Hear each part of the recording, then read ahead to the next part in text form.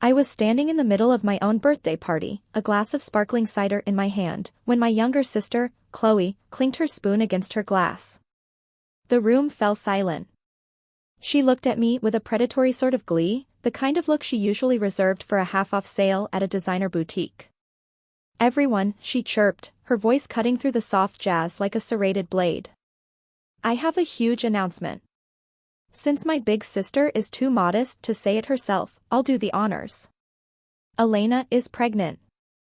We're finally getting a new addition to the family." The room exploded. My mother shrieked with joy, my aunts rushed forward to touch my stomach, and my husband, Mark, froze next to me, his face turning a ghostly shade of gray. But here was the problem, the cold, hard fact that made the floor feel like it was tilting: I wasn't pregnant. I hadn't seen a doctor. I hadn't even taken a test. My sister had just announced a life-changing event to 50 people that I hadn't even confirmed to myself. And as I looked into her wide, fake innocent eyes, I realized this wasn't a mistake. This was a tactical strike. To understand Chloe, you have to understand the dynamic of the golden child and the workhorse. I am the workhorse. And while I'm getting started, don't forget to subscribe. This is where we'll find the wildest family dramas, real-life revelations, and stories you won't be able to tear yourself away from. I'm Elena, the daughter who stayed behind to run the family's struggling bakery when my father got sick.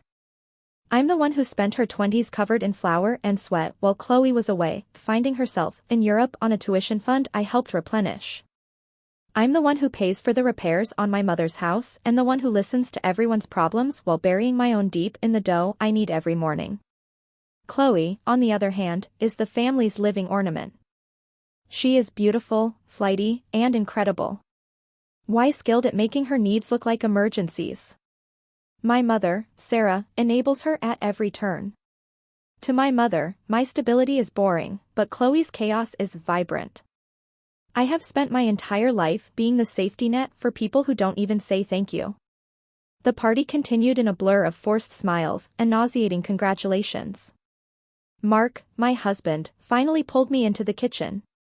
He looked terrified. "Elena, why didn't you tell me? Why did Chloe know before me?" I could see the hurt in his eyes, the deep, wounding betrayal. Mark and I had been struggling. We'd talked about kids, UT with the bakery's debt and my family's constant financial drain, we'd put it off. I took a deep breath, my heart hammering against my ribs. "Mark, look at me. I didn't tell her because there's nothing to tell. I'm not pregnant. Or if I am, I don't know about it yet." Mark stared at me, confused. "Then why would she say that?" "She said she saw a test in your trash can when she stopped by this morning to borrow your shoes. That was the inciting incident. Chloe hadn't just made a mistake, she had been digging through my trash.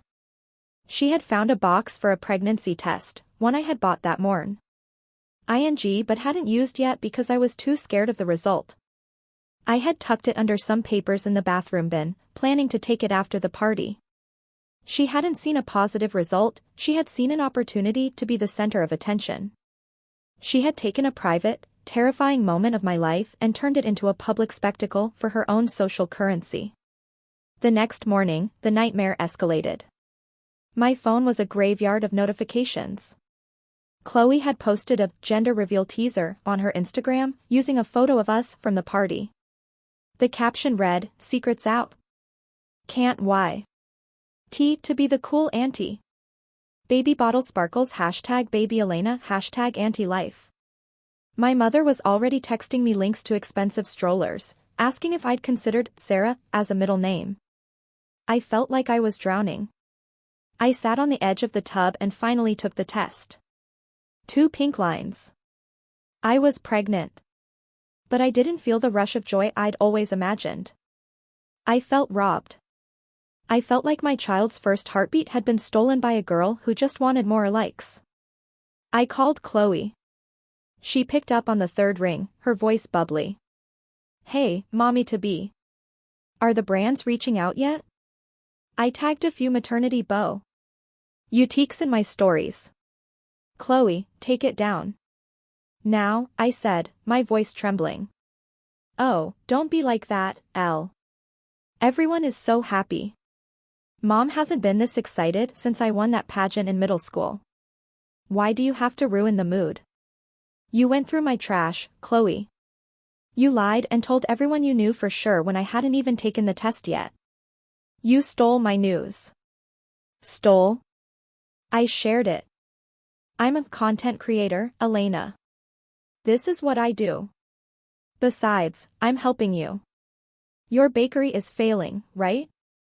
If we play this right, we can get a bunch of sponsorships. I already told my followers we'd be doing a Path to Motherhood series together. I hung up. I couldn't breathe. My sister wasn't just impulsive, she was planning to monetize my pregnancy. Over the next week, the pressure became unbearable. Every time I tried to tell my mother that Chloe had crossed a line, she would sigh and say, Elena, you've always been so jealous of her spark. Let her have this. She's finally taking an interest in your life. My mother didn't care about the baby, she cared that the family looked perfect and aspirational online. The tension reached a breaking point when Chloe showed up at the bakery. With a camera crew. She had hired 2 film students from the local college. Okay, Elle, just stand by the oven. We're going to do a first cravings video. Just pretend to eat a pickle with a donut or something. Chloe, get out, I said, my voice low. The bakery was full of customers, all of whom were staring. Don't be a killjoy, Elena. The fans are waiting. I told them we'd do a live Q&A about your symptoms today. I am not a character in your show.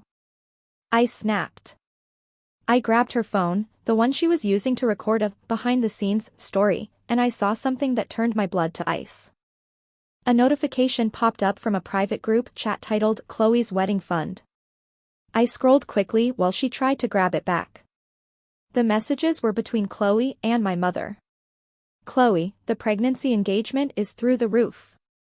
I've already made $2,000 from the affiliate links for those baby clothes I said Elena bought.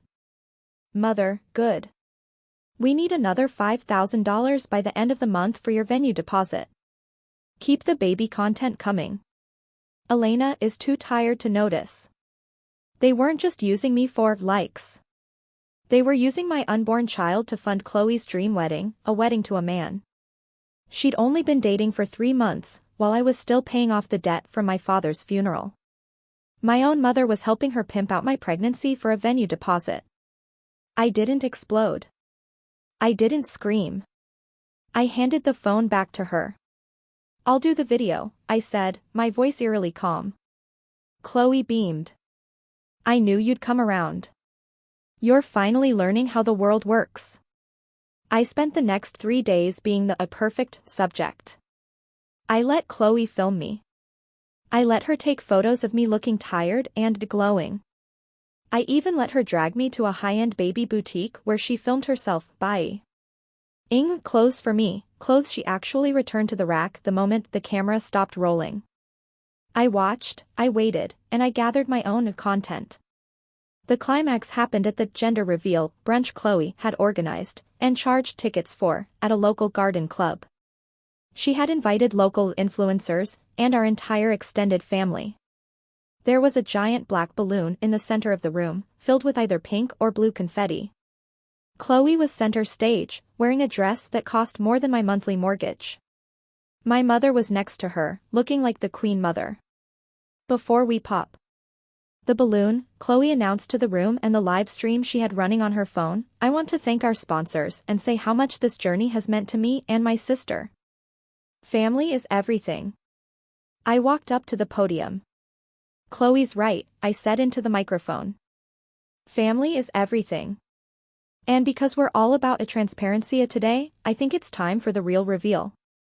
I didn't pop the balloon. Instead, I turned on the overhead projector, the one Chloe had set up to show a montage of our childhood. But the file I played wasn't a montage. It was a screen recording of he group chat between her and my mother. The room went silent as the messages scrolled by. The $2,000 profit from fake affiliate links. The plan to use the baby to pay for Chloe's wedding venue. My mother's comments about me being too tired to notice her stealing from the bakery's secret emergency fund to pay Chloe's credit card bills. The real reveal today, I said, my voice echoing in the garden, is that my sister is a fraud and my mother is an accomplice. There is no path to motherhood series. There is only a path to me leaving this family. I walked over to the giant black balloon. I didn't use a needle. I used a kitchen knife I'd brought from the bakery. I slashed it open. It wasn't pink or blue. It was empty. I'd emptied the confetti out that morning. Just like your promises, Chloe. Empty, I said.